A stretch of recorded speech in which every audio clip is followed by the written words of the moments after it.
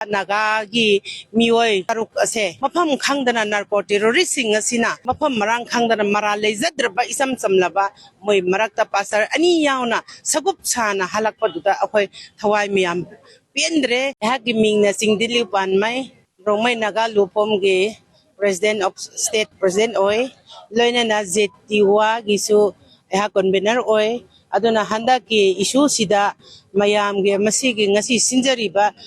program ase akoina sinjabani aduna handak sinjariba se karigi damak tono hairagadi akoigi mangno taribe issue mayam se akoigi naga gi macha eba naga gi mioi taruk ase mafam khangdana narco terroristing asina mafam marang khangdana mara lezadraba isam samlaba moi marakta pasar ani yauna sagup sana halakpa duta akhoi thawai miyam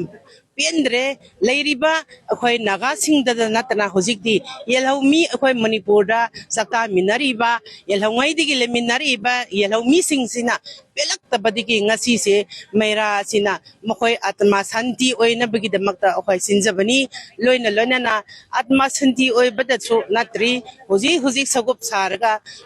turkatuna thamiba mayam se hojik mokta hojik lairi masigi kanana mara lezadraba singse kanana masigumna kamkhiraba akhoi ge manipur gi itihas da tung koina leihau ko dawraba amuk ta pau thorak kriba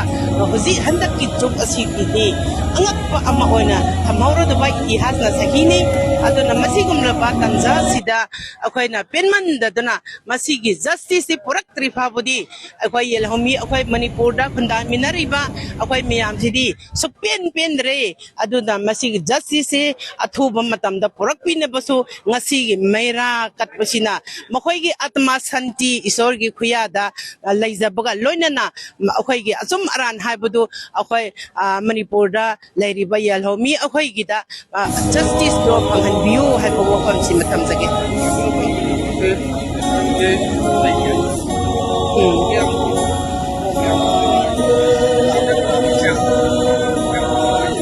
jenabe mi akhoi na hai khri badi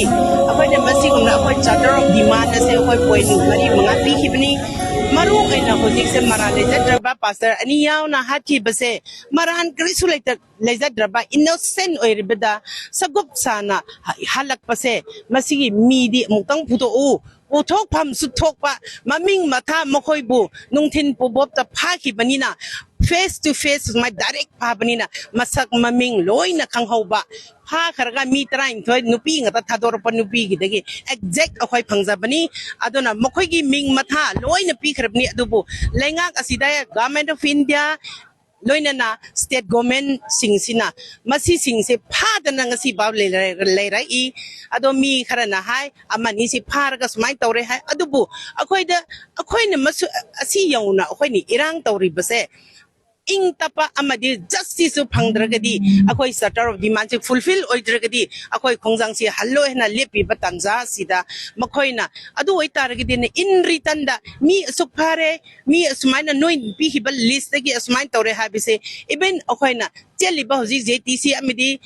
leiriba itihas masigi manipur sida leiriba yelomi akhoi organization mayam sida mayam ge mamang da transparency ona si khai phare si mawali si na athu matam da tawjarage noi mtang ba santi oina na ba wari sasi haba marol madi kari gumba amata sarkar megai degi india government degi manipur government degi kari phang si pa ba hairak palaite adugi mohutta akhoi ne ngai ngamdana akhoi ne sangsil lubu matamda nokhoi langla kunu nokhoi lang dragadi tam na tawrakani haiba akhoi de thiem ba dauna akhoi na muk tawrak poda praja mayam akhoi si penman dadana masidi akhoi wakhan akhoi na